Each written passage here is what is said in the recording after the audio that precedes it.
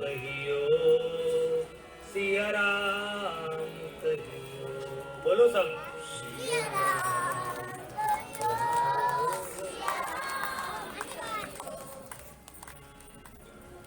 इतना आवाज नहीं आ रही है। भगवान के विवाह में तो कितनी आवाज होती है। एक बार सब मेरे साथ, सिया राम कहियो, सिया राम कहियो।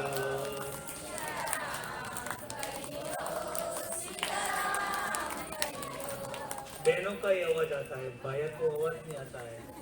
यहाँ तो बोलो, घर पे नहीं बोलोगे तो चलेगा।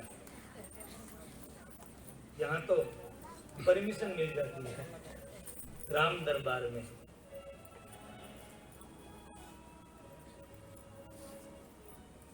सुफल मनोरथ होई तुम्हारे।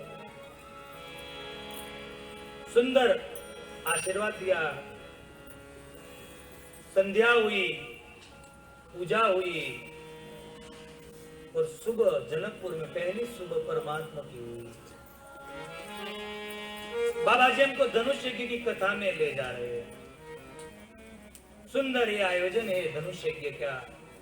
राजा महाराजा देवता धनुज किन्नरों सब लोग बड़े बड़े स्वरूप बदला के धनुष्य यज्ञ में हिस्सा लेने आए हैं। देवता और राजा का स्वरूप लेकर आए हैं। इतनी बड़ी व्यवस्था जनक महाराज ने की है। ब्राह्मण को ब्राह्मण की जगह, शूद्र को शूद्र की जगह, वैश्य को वैश्य की जगह, क्षत्रिय को क्षत्रिय की जगह। ये वर्ण भेद नहीं था, वर्ण व्यवस्था थी। वर्ण व्यवस्था थी कि मुख मुख का काम करे, पैर पैर का काम करे, हाथ हाथ का काम करे। वर्ण व्यवस्था तो हमने बना दी। ऐसा सुंदर ये आयोजन किया महाराज जनक जी ने। पूरा मंडप भरा हुआ है, पूरा जनकपुर उमटा है। शतानंद महाराज को कहा कि आप जाओ, ये दोनों राजकुमार और विश्वामित्र को आप धनुष यज्ञ में लेकर आइए, आप लेकर आइए। शतानंद महाराज धीरे धीरे जा रहे। विश्वामित्र को कहा आपको जनक महाराज ने बुलाया है, राजकुमार के साथ आप आइए। विश्वामित्र ने कहा चलो राम लक्ष्मण देखते हैं कि भगवान किसको बढ़ाई देते हैं। लक्ष्मण जी हंसने लगे। बाबा आप कहो तो मैं बोल दूं किसको बढ़ाई मिलेगी, धनुष किसके हाथ से बम होगा मेरे को पता है। विश्वामित्र ने कहा लक्ष्मण ने कहा बाबा आप कहो तो मैं बोल दूं। कहा कि कौन, जिसके पर आप जैसे संत की कृपा होती है ना, धनुष तो वही तोड़ सकता है, क्योंकि आपने कल तो आशीर्वाद दे दिए सुफल मनोरथ होई तुम्हारे। धनुष तो मेरे परमात्मा ही तोड़ेंगे, ये बात पक्का हो गया, परमात्मा ही तोड़ेंगे। विश्वामित्र ने कहा चलो देखते हैं कि धनुष कौन तोड़ता है। धीरे धीरे राम लक्ष्मण जी और विश्वामित्र आ रहे। जनकपुर में इतनी भीड़ हो गई कि बाबा कहते कि और व्यवस्था जनक महाराज को करनी पड़ी, और व्यवस्था। पर राम जी लक्ष्मण जी आ रहे थे तो प्रभु लोगों को कैसे लगे, महाराज जनक जी को लगा कि मेरे पुत्र आ रहे हैं। जनक जी के परिवार को लगा कि हमारे कोई रिश्तेदार आ रहा है। विराट को भगवान ने विराट स्वरूप में दर्शन दे दिया। संतों को दिव्य ज्योत के स्वरूप में दर्शन दे दिया। और स्त्रियों को कैसे दिखे वो लिखे नहीं यहाँ। शायद कृष्ण कथा होती तो लिख देते कि साक्षात काम के रूप दिखे, पर बाबा ने मौन रखा क्योंकि मर्यादा का ग्रंथ है। और अंत में लिख दिया जाकी रही भावना जैसी, जिसकी जैसी भावना थी वैसे मेरे प्रभु उसको दिखे। उत्तरकांड में भी बताया ना कि अमित रूप प्रगटे ते ही काला, जैसी मन की इच्छा थी ऐसे प्रभु दिखे। लोग देखने लगे, कोई प्रेम से, कोई क्रोध से प्रभु को देख रहे थे। कुछ लोग धनुष तोड़ने मन में सोच कर आया था कि सीता के साथ में विवाह करेंगे, पर प्रभु को देखा ने सज्जन लोग ने तो ये बात छोड़ दी। क्यों? मन में सोचने लगा कि जन्म जन्म ऋषि मुनि के सर पर रफड़े बन जाते हैं, दर्शन नहीं होते, और आज साक्षात ब्रह्म आए, हम धनुष तोड़े। जन्म जन्म मुनि जतन कराई, जन्म जन्म मुनि जतन कराई, जन्म जन्म मुनि जतन कराई, जन्म जन्म मुनि जतन कराई, अंतराम कहावत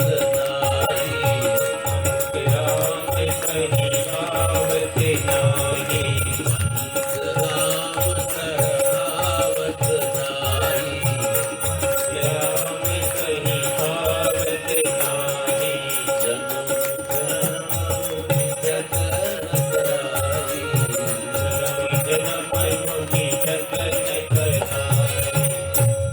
जन्म जन्म मुनि जतन कराई, अंत राम कहीं आवत नाई। कितने जन्मों के बाद ऋषि मुनि कठिन तपस्या करते तो राम नहीं आते, और साक्षात आज राम आए और हम धनुष तोड़े। छोड़ दिया, प्रस्ताव छोड़ दिया। सज्जन व्यक्ति ने आए, विश्वामित्र के मन में ऐसे लगा कि विश्वामित्र बाबा कुछ बोले, जनक महाराज को ऐसा लगा कि कुछ बताए, क्योंकि संत का प्रमाण पत्र सच्चा होता है। विश्वामित्र को पता चल गया तो कहा कि महाराज जनक जी, भली रचना, इतना कह दिया से भली रचना। जनक महाराज को लगा कि सब कुछ आ गया अभी, क्योंकि संत का प्रमाण पत्र मिल गया, भली रचना। ये बड़ा मंच था, और मंच के ऊपर से राम जी सबको देख सकते, राम जी को सब देख सके, ऐसा सुंदर मंच पर आसन दिया और प्रभु बैठे। और जनक महाराज के एक बंदी उठा और बंदी बोला, बोल बंदी बचन बर, सुनहु सकल महीपाल, पन विदेह कर कहि हम, भुजा उठाई विशाल। जनक महाराज का एक बंदी उठा, चौपाई में आ गया ने कि धर्मशील ज्ञानी गुणवंता। ये जनक का ये बंदी जने उठा, अपना हाथ ऊंचा किया और कहते हैं कि हम जो बोल रहे हो वो जनक महाराज की अनुमति से बोल रहे हैं। महाराज ने हमको कहा है। क्या कहा? हे राजा, आप आए, राजा का स्वागत सबसे पहले किया कि आप हमारी प्रतिज्ञा सुन के दूर दूर से आए, आपकी शक्ति चंद्रमा के समान है। ये बंदीजन बोले। राजा अपने मुंह पर भुज पर ताव देने लगा, मुंगट ऐसे सीधा करने लगा, अभिमान में आगे हमको चंद्र कहा। पर ये तो बंदीजन है, वो ऐसा कहना चाहते हैं कि आपकी शक्ति है ने चंद्रमा के समान है, क्योंकि चंद्र में काला दाग है, आपकी शक्ति में काला दाग है। चंद्र अपना प्रकाश लेके नहीं आता, ये सूर्य का प्रकाश लेकर आता है। सूर्यवंश का सूर्य है ने, उसका प्रकाश लेकर आ पाए, आप में कुछ नहीं है। दूसरा कि चंद्र को जब बड़ाई मिली ने तो गुरु पत्नी पर नजर डाली, खराब नजर डाली। ये आपकी मां होती है जो गुरु पत्नी, ऐसे सीता तो आपकी मां है। एक संत के ऐसा भी संत कहते हैं कि समुद्र से चंद्र और लक्ष्मी की उत्पत्ति है। चंद्र और लक्ष्मी की उत्पत्ति कहां से? समुद्र से। ये दोनों बहन भाई होते हैं। तो बंदीजन कहते हैं सीता आपकी बहन होती है, बहन के साथ राखी बांधना होता है, विवाह करना नहीं होता है। बहुत समझाया, पर महित मूड राजा ये समझ नहीं पाए। फिर भी कहा कि जो कोई धनुष को चढ़ा देगा उसको हमारी ये सीता उसको जय माला पहनाएंगी, संसार में उसका जय जयकार होगा। हे बंदीजन बोल गए कि राजा अपनी शक्ति का प्रदान करो, अपनी शक्ति का प्रदान करो। इतना बोलकर ये बंदीजन बैठ गया और राजा, अभिमानी राजा अपनी तैयारी में लगे कि कभी मैं धनुष जाकर तोड़ दूं। और एक राजा खड़ा हुआ, मुंगट सीधा किया, मुझ पे ताव दिया और गणपति बाबा को प्रार्थना करने लगा, हे गणपति बाबा, मेरे हाथ से धनुष टूट जाए तो मैं इतना तुमको लड्डू खिलाऊंगा। उठकर गया, धनुष के पास गया, मन में सोच रहा कि धनुष का टुकड़ा कर दूं मैं। धनुष को पकड़ा, उठाने की कोशिश किया, बहुत कोशिश किया, गिर गया, मुंगट गिर गया। लोग हंसने लगे, ताली बजाने लगे और शर्मा के वापस बैठ गया। शक्ति थी वो धनुष में चली गई। दूसरा राजा आया, धनुष को पकड़ा, जोर किया, गिर गया, मुंगट गिर गया, शर्मा के नीचे बैठ गया। तीसरा आया, धनुष को पकड़ा, उठाने की कोशिश की, गिर गया, मुंगट लेकर वापस बैठ गया। उसको कहते मूड राजा। एक गया, उससे नहीं उठा, दूसरा, उसको पता है कि शक्ति खींच जा रही है, पर राजा समझे नहीं। और बाबा ने तो सुंदर वर्णन कर दिया, एक नहीं, एक साथ 10,000 राजा खड़े हुए। ओम सहस्र दस एक हिमारा, लगे उठावन धरती धारा। ओम सहस्र दस एक हिमारा, लगे उठावन धरती धारा। ओम सहस्र दस एक हिमारा, लगे उठावन धरती धारा। ओम सहस्र दस एक हिमारा,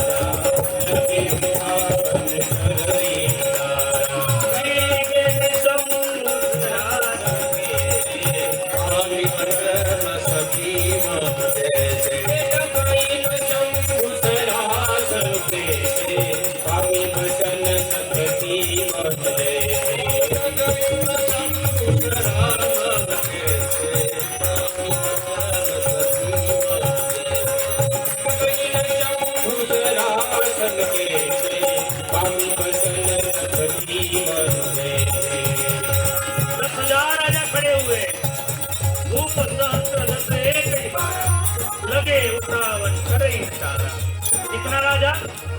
10,000। 10,000 राजा। तो आज कितने हुए?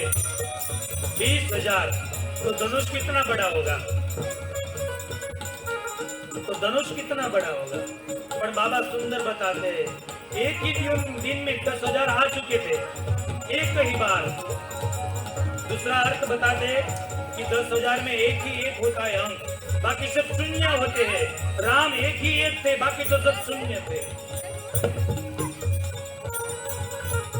10,000 आ जाए, उठाने लगे, कोई नहीं उठा पाया। शंभु सरासर के स्वामी मदन सखी मंदे, शंभु सरासर के स्वामी मदन सखी मंदे। बाबा बता रहा है कि शिव जी का धनुष उठा तो नहीं, तिल के दाना जितना हिला भी नहीं। जैसे कामी व्यक्ति कितना भी सती पर प्रहार करे, सती में कुछ फर्क नहीं होता है, ऐसा धनुष हिला नहीं, तिल के दाने के जितना। और राजा शर्माने लगे, राजा महाराजा शर्माने लगे और शर्म से नीचे बैठ गया। कोई उठा नहीं पाया। एक दृश्य देखा तो महाराज जनक खड़े हो गए। महाराज जनक दुखी हो गए और कहने लगे, मैंने आपको धनुष सिर्फ हिलाने के लिए, चढ़ाने के लिए कहा था, आप इतना हिला भी नहीं सके। आज लग रहा है कि धरती पर कोई वीर नहीं बचा है, कोई वीर नहीं है। जनक जैसा इतना विवेकी व्यक्ति ऐसे कैसे बोल सकता है कि अपनी आशा छोड़कर अपने घर चले जाओ। सबसे कठिन जाति अपमान कर दिया कि आप चले जाओ। कोई उठा नहीं, एक तो उठा नहीं, उसको बिठा दिया, बैठ जाओ। बाजू वाला ने बोला अभी बैठ के क्या फायदा है? कहा कि फायदा है, क्या हमसे नहीं टूटा तो क्या ये बालक तोड़ेगा? बाजू वाला ने कहा बालक नहीं तोड़ेगा तो पर हमारी तो बारी आ चुकी है। तो कहा कि सुनो, ये बालक से नहीं टूटेगा तो सीता को ऐसे ही नहीं रखेंगे। संतों को, ब्राह्मणों को पूछेगी कि वरमाला लेकर निकलेगी, पसंद आए उसको पहना दे, शायद उसमें हमारी बारी आ जाए। ये राजा मूड, कोई नहीं उठा। जनक महाराज दुखी हो गए, कहा कि अपने अपने घर चले जाओ। मेरे को ऐसा लग रहा है कि विधाता ने मेरी बेटी का विवाह लिखा है। मैं अपनी प्रतिज्ञा तोड़ू तो मेरा पुण्य जलकर भस्म हो जाए, और प्रतिज्ञा न तोड़ू तो मेरी बेटी कुंवारी हो जाए। सबसे कठिन जाति अपमाना, सब नीचे मुंडी लगकर बैठे। लक्ष्मण जी क्रोधित हो गए। लक्ष्मण जी उठे, लक्ष्मण जी उठ गए। लक्ष्मीत्रानंदन का दूध पकलाने लगा और प्रभु को कहा, प्रभु माफ करना। जनक जी के सामने उंगली सीधी और क्या कहा? कही जनक जसी अनिचित वाणी, विद्यमान रघुकुल मानिया। कही जनक जसी अनुचित वाणी, विद्यमान रघुकुल मानिया। कही जनक जसी अनुचित वाणी, विद्यमान रघुकुल मानिया। कही जनक जसी अनुचित वाणी, विद्यमान रघुकुल मानिया। हे महाराज, हे प्रभु, ये जनक अनुचित बात कर रहा है। जब तक रघुकुल सा कोई बालक भी बैठा हो ऐसा बोलते कि धरती वीर विहीन हो गई है, कोई क्षत्रिय नहीं बचा है। महाराज, ये जनक जी अच्छा नहीं बोल रही है। अकला गए लक्ष्मण जी। या तो जनक को कहो उसका शब्द वापस ले ले, या आप मेरे को अनुमति दो, और आप अनुमति दो तो जो राव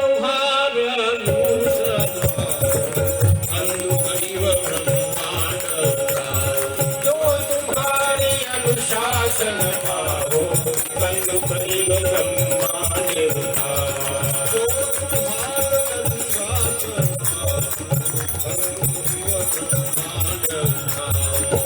तुम्हारे अनुशासन भावो, कंदु करिव ब्रह्मांड उठावा।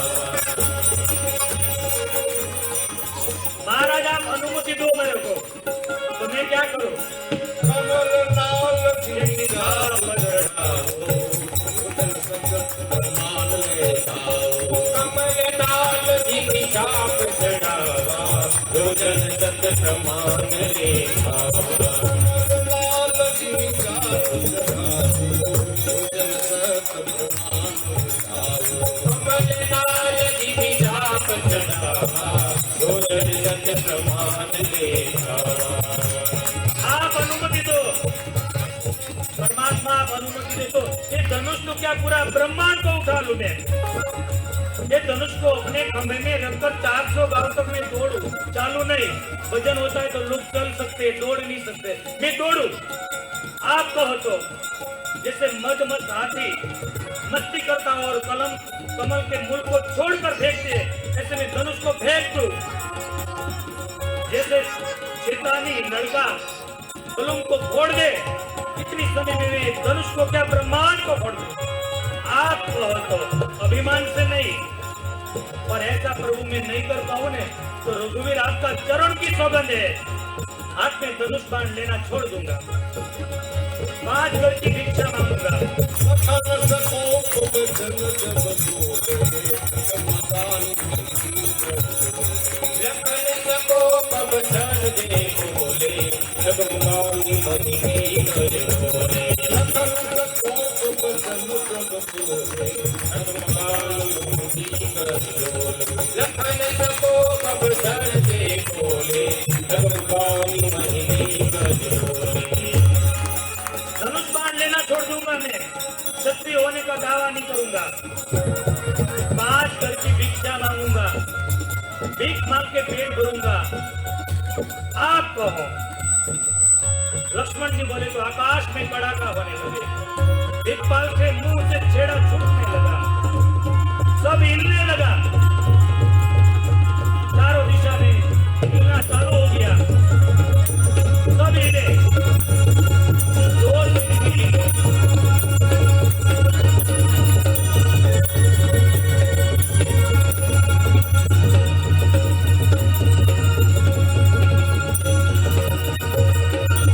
लक्ष्मण जी बोले तो सभी हिला, 2 सिजनी, एक भगवान राम और दूसरा भगवान शिव जी का पीना।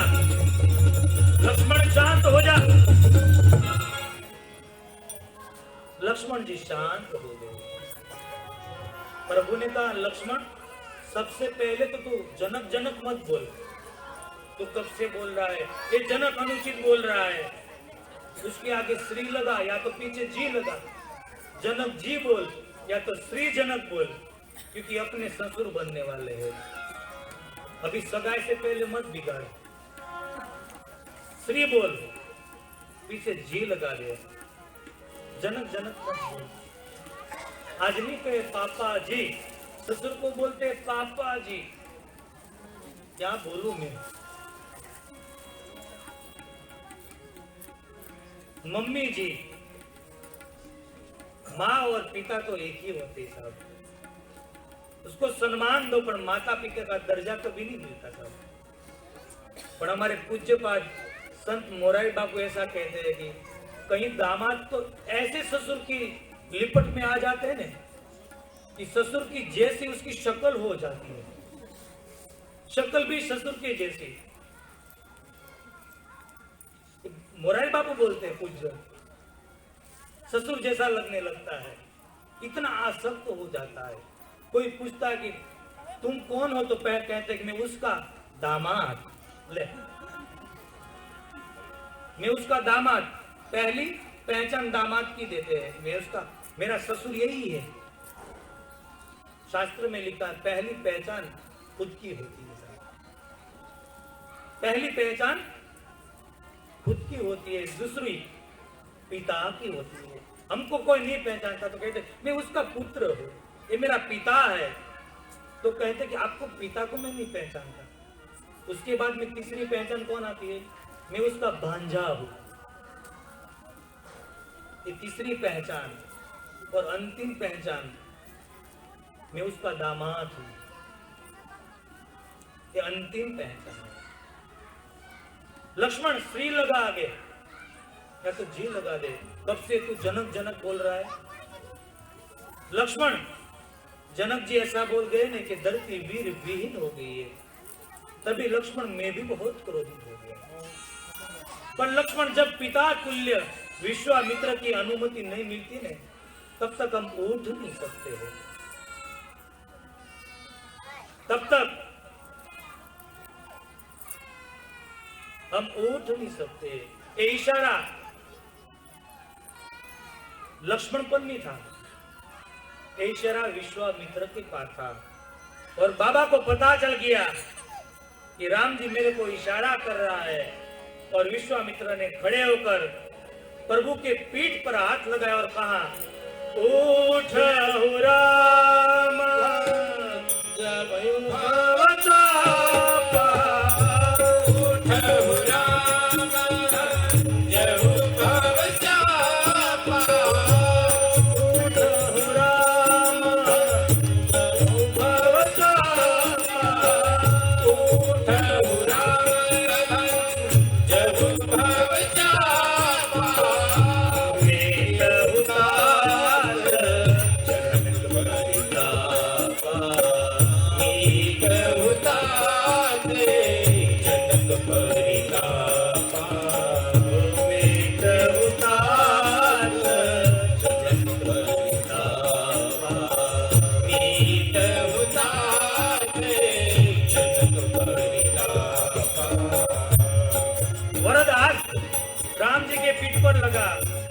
उठो राम, उठो। और क्या कहा कि धनुष को तोड़ डालो। मीत हुतात जनक परितापा। उठो बाप, उठ जाओ और जनक की परिताप को तोड़ दो, जनक की चिंता को तोड़ दो। यह ऐसी शरत नहीं थी। क्या कहा था? धनुष चढ़ाना। पर विश्वामित्र ने क्या कहा? मीत हुतात जनक परितापा। मीत हुतात जनक परितापा। धनुष को तोड़ दो। क्यों? धनुष अहंकार है। राम जब तक अहंकार का भंग नहीं होगा तब तक भक्ति वरमाला नहीं पहनाएगी। ये तोड़ दो और भगवान उठे तो भगवान कैसे लगे? सूर्य का उदाहरण दिया। उदित उदय मंच गिरी। उदत उदय गिरि मंच परे रघुवीर रघुबर पतंग। दिखते संत सरोज वन हर्षे लोचन भ्रंग। सूर्य जैसे नाय धोઈને सूर्य तैयार થઈને આવે ને એમ ભગવાન આવ્યા। ભગવાન सूर्य भगवान नाय निकले सवाરના सूर्य भगवान ऐसे सुंदर बन के परमात्मा आए। राक्षस को चंद्र का उदाहरण दे दिया। सूर्य भगवान आए और बिक से संत सरोज। परमात्मा धीरे धीरे आगे आए। सबकी नजर परमात्मा के ऊपर और परमात्मा की नजर मां सीता जी के ऊपर। सीता जी मां अकलाने लगी। प्रभु राम ने देखा तो सीता मां नीचे देख गई कि आप कितनी भी मेरी परीक्षा लो, मैं धरती की बेटी हूं, मैं धरती में समा जाऊंगी। प्रभु सोच समझकर विलंब करे, धनुष तोड़ नहीं रहे। मां सुनिया कहने लगी कि कोई महाराज जनक को समझाओ कि बालक को कल कुछ हो जाएगा तो हम कौशल्या मां को क्या मुख बताएंगे। रावण जैसा रावण, बाणासुर जैसा बाणासुर आके चला गया तो भी धनुष नहीं टूटा। रावण भी आया था। रावण ने कैलाश उठा लिया पूरा, ये धनुष नहीं उठा पाया। क्यों? ये धनुष के पास गया ने तो धनुष की पणज पर डोरी के ऊपर सूत्र लिखा हुआ था कि एक स्त्री का व्रत पालन करना है तो ये धनुष को स्पर्श करना, वरना जल के भस्म हो जाएगा। रावण ने कहा कि ये चीज हमको पसंद नहीं आएगी, चला गया। वरना रावण उठा भी सकता है, पर रावण उठा नहीं पाया। सीता जी दुखित होने लगी, इतना दुखी होने लगी। और प्रभु ने देखा कि अभी सीता प्राण त्याग देगी। કારણ કે ગુજરાતીમાં કહેવાય છે સાહેબ, સુકાણા મોલ સૃષ્ટિ તણા પછી વૃષ્ટિ થયાથી શું, મળી જગતમાં બદનામી પછી નાસી ગયા તો શું, ન ખાધું ન ખવડાયું પછી જીવનમાં રળ્યાથી શું। પાણી પાણી પોકારતો મોલ સૃષ્ટિ તના પછી વૃષ્ટિ થયાથી શું।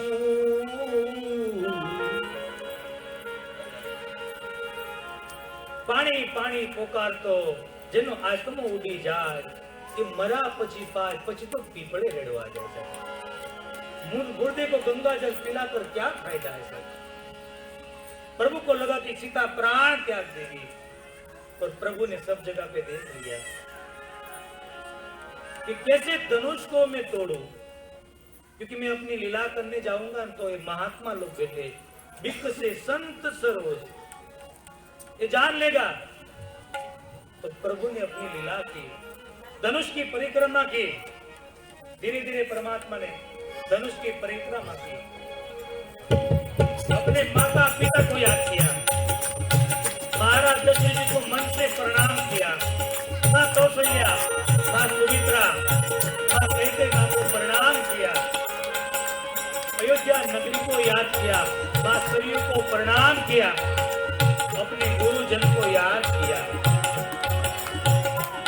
धनुष की परिक्रमा करने लगे।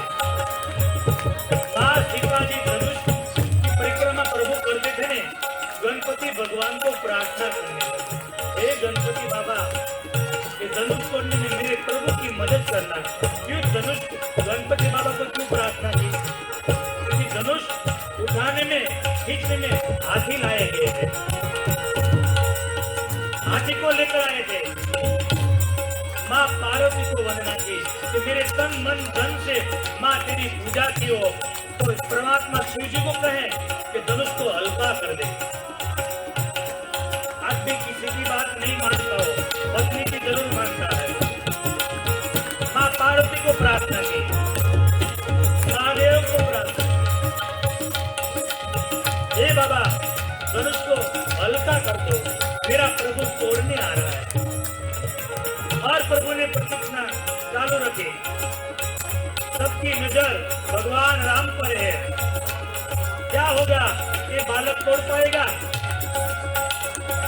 और प्रभु ने लीला की, एक धनुष का फणस की पैर लगाया, दूसरी फणस ऊपर उड़ी, इतना प्रकाश हुआ, बिजली गिरी हो, बिजली का आवाज आने लगा, इतना प्रकाश हुआ, सब लोग आंखें देखने लगे ऐसे क्या हो रहा है। उसी समय ने दूसरा एक छेड़ा प्रभु ने पकड़ा और जोर से मध्य में से भंगा और बाबा ने लिख दिया,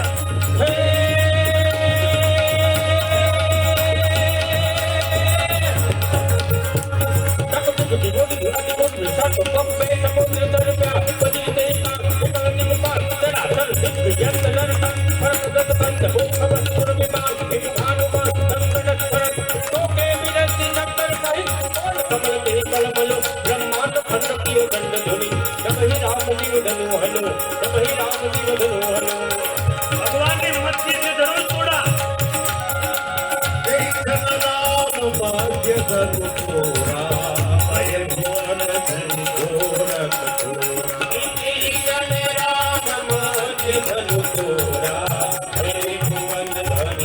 भगवान ने मध्य से धनुष तोड़ा। कहाँ से तोड़ा? मध्य से क्यों तोड़ा?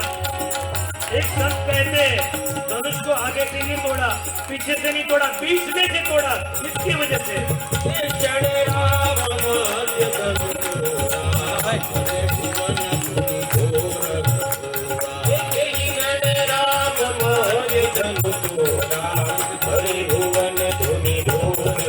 एक सबके नहीं, और कैसे क्यों तोड़ा?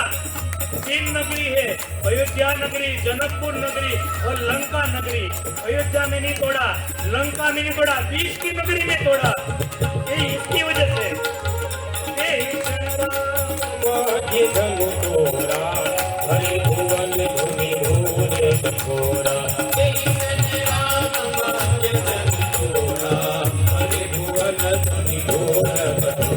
एक संत के नहीं, सुबह नहीं तोड़ा, शाम को नहीं तोड़ा, दोपहर को तोड़ा।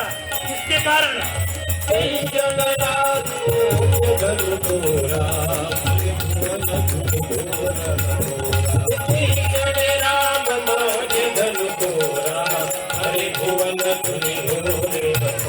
एक संत के नहीं, और कारण बता रहे। राजा के पीछे जाकर नहीं तोड़ा, राजा के आगे जाके नहीं तोड़ा, सब राजा के बीच में तोड़ा। इसके कारण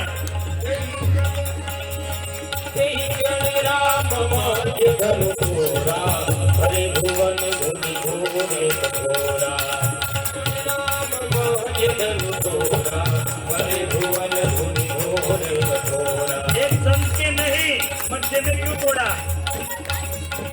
एक संत और बताते हैं, सुनियामा और जनक महाराज के बीच में तोड़ा। इसकी कारण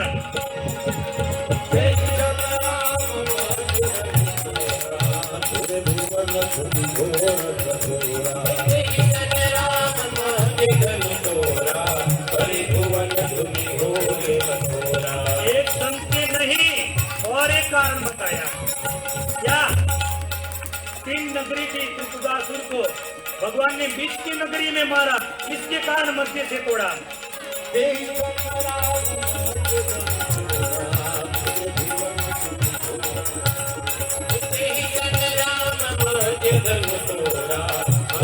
भुवन धुनि घोर कठोरा। एक संत के नहीं और एक कारण है क्या? विश्वामित्र चलते हैं, साथ लक्ष्मण चलते हैं, बीच में मेरे प्रभु चलते हैं, इसकी वजह से।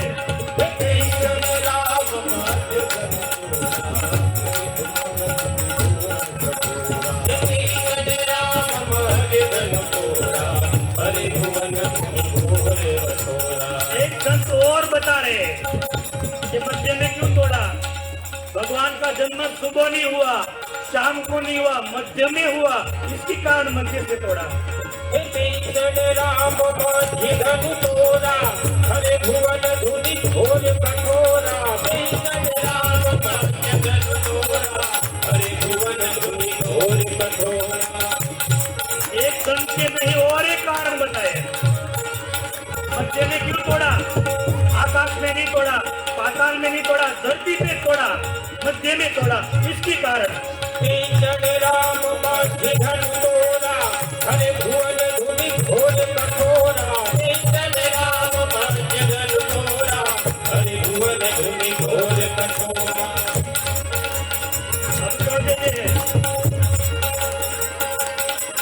हरि भुवन घोर कठोर रवि रवि बाजी कनि मार मूतले। शिखर हिति गज ढोल मणि ढोल कूर्म कले पुरापूर बुद्धि करे मानवी ने सकल विकल विचारी। सौगंध खंडे राम तुलसी जय भजन उचारी। जय भजन उचारी, जय भजन उचारी। भगवान ने मध्य से धनुष तोड़ा और धनुष टूटा तो क्या हुआ? उसकी असर क्या हुई? सूर्य भगवान के अश्व पूर्व से पश्चिम में जा रहे थे, दक्षिण में चले गए, दक्षिण में लौटने लगे। नदियों का पानी पहाड़ पे चढ़ने लगा, कुएं में पानी नहीं था, वो पानी बाहर आने लगा। कोई नहाते नहीं हुआ, आज नहाने लगे, आज नहाने लगे। ऋषि मुनि कान पर हाथ के गए, आकाश में आवाज होने लगी। सूर्य और चंद्र एक दूसरे को ऐसे भटकाने लगे, निपटने लगे। भगवान भी तांडव कर रहे थे, भगवान तांडव कर रहे थे। भगवान ने सोचा कि आवाज कहाँ गई? जी वेद पढ़ रहे थे, मेरी बनाई हुई इस सृष्टि में आवाज कहाँ से? जी वेद भूल गए। लक्ष्मण जी को परमात्मा पूछते हैं, तू सुन रहा है? लक्ष्मण जी ने कहा नहीं, चेतना बहला हो गया। आकाश में मेघों के विमान ऐसे ऐसे विपत्ति लगी और विमान टकराते तो क्या होता है पता है? जब आकाश में विमान टकराते तो क्या होता है? आग लग जाती है, लोग मर जाते हैं। प्रभु ने यहाँ यही नहीं किया। प्रभु ने सोचा कि मैं आग लगाऊं और देवताओं का विमान जल जाए, मर जाए, तो मैं तो मंगल भवन मंगल प्रभु दशरथ जैसे हमारे गुजराती में कहेवाय कुमार जेम चाकड़ा ऊपर માટલાને ચડાવે, धरती हलवा लागे। आकाश में आवाज करने लगा और कोई अभी कहे, उससे पहले महाराज ने कह दिया कि मेरे राम जी ने धनुष तोड़ा, सबने जय जयकार करे और हम भी करते। बोले रामचंद्र भगवान की।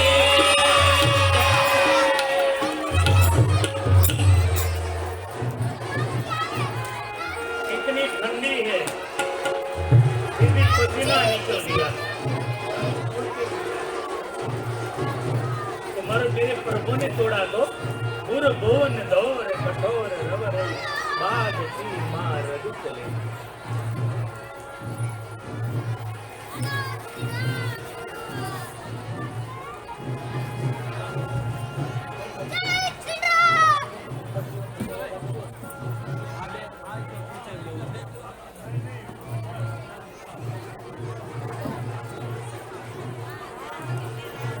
सब भगवान ने धनुष को तोड़ा, माँ सीता जी को लाए, माँ सीता जी ने जय माला पहनाया प्रभु को, माँ सीता जी को चरण पद लगे प्रभु को। उसी वक्त राजा तलवार मयान से निकालकर खड़े रह गए कि हम सीता को लेने नहीं जा दे सकते। उसी समय परशुराम महाराज का आगमन होता है। परशुराम महाराज आते हैं, भगवान परशुराम का आगमन होता है।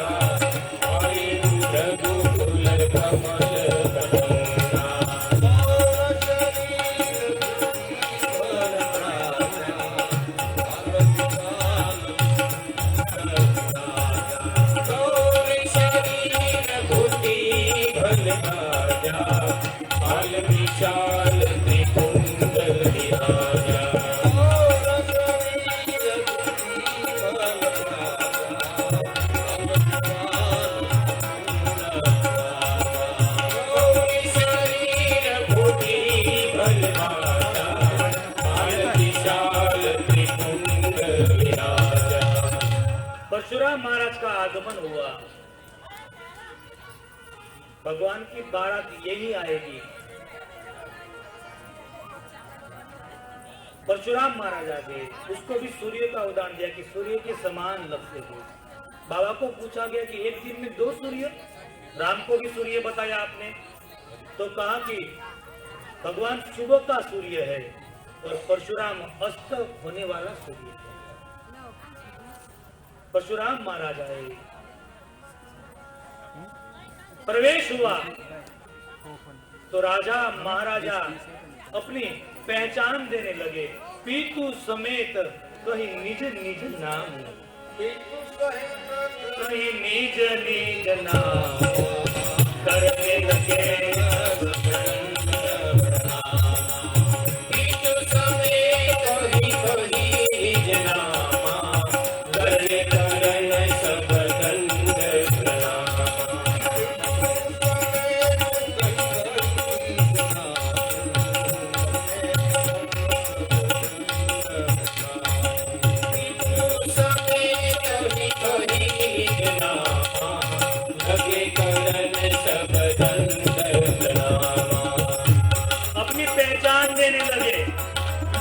बेटा हो, आप मेरे घर पे आते थे, मैं आपकी सेवा करता था।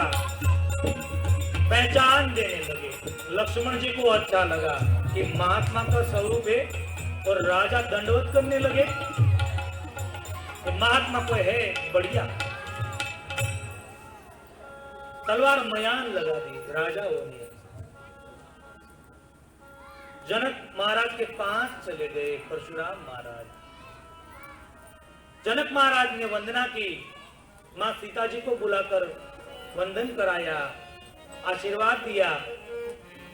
और परशुराम महाराज ने एक माहौल देखा तो पूछा कि हे जनक, तुमको पता नहीं है कि परशुराम की अनुमति के बिना क्षत्रियों का सम्मेलन होता ही नहीं? ये सब क्या है? सब बात बताई कि बाबा मेरी ये धनुष भंग की बात बताई। और परशुराम महाराज सर से लेकर पांव तक तो क्रोधित हो गए। कहीं जड़ जनक धनु के ही तोड़ा। एक जड़ जनक परशुराम महाराज में शील नहीं है, वरना जनक जी को जड़ नहीं कहा जाता है। कहीं जड़ जनक धनु के ही तोड़ा। जनक महाराज कैसे बताए? बेटी का प्रश्न था। नीचे देख गए और परमात्मा आ गए और हाथ जोड़कर कहने लगे कि बाबा नाथ शंभु धनु बंज निहार। नाथ शंभु धनु बंज निहार। नाथ शंभु धनु बंज निहारा। कोई केहू एक दास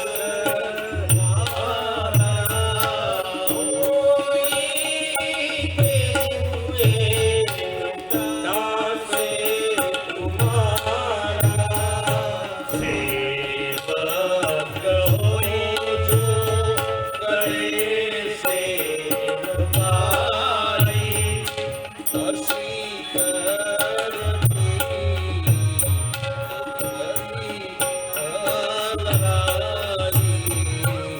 सेवक सो जो करे सेवकाई।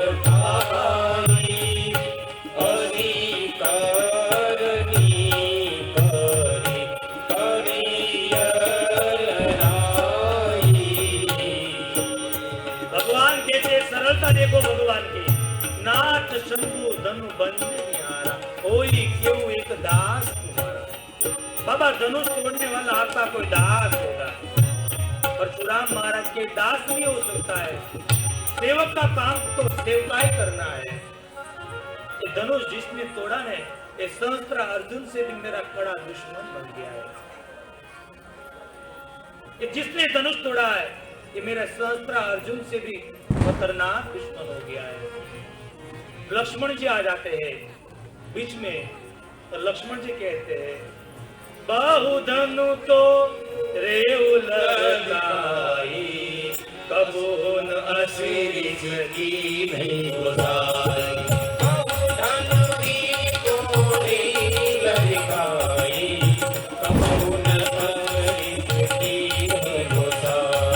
एही धनु पर ममता फेरे। साई कहे प्रभु बोल के